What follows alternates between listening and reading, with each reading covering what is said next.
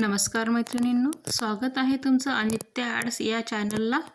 आज मी तुम्हाला समोर आणि मागे दोन्ही साईडला बोटनेक असलेला ब्लाऊज डिझाईन दाखवणार आहे।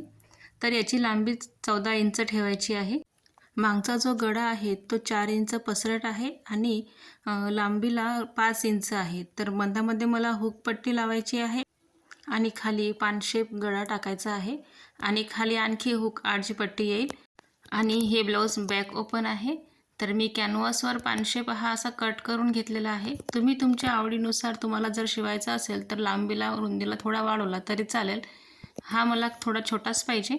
आधी मी अस्तरच्या कपड्याला याला शिवून घेतला आहे आणि मधामधून कट करून घेतला आहे। 2 पार्ट दोन्ही बाजूला शिवून आपला गळा तयार करून घ्यायचा आहे आणि एक वरती आणि एक खाली हुक आडची पट्टी लावून घ्यायचं आहे। आता मी इथे साडीचा नेव्ही ब्लू कलर आहे आणि ब्लाऊजचा रेड कलर आहे। दोन्ही कलरचे पोटली बटन तयार करून घेतले आहे आणि आपला जो गळा आहे त्याला आणि हुक आडची जी पट्टी आहे तिथे मी एक नेव्ही ब्लू आणि एक रेड असे पॅटर्न करून पूर्ण गळ्याला आणि बटन पट्टीला लावून घेतलेले आहे पोटली बटन। तुम्हाला जर हवे असेल तर तुम्ही एकच कलरचे लावा किंवा दोन्ही मिक्स करून लावले तरी चालेल। पॅडेड ब्लाऊज आहे हे। समोरून पण आपला बोटनेकच आहे आणि स्लीव्स 13 इंच आहे।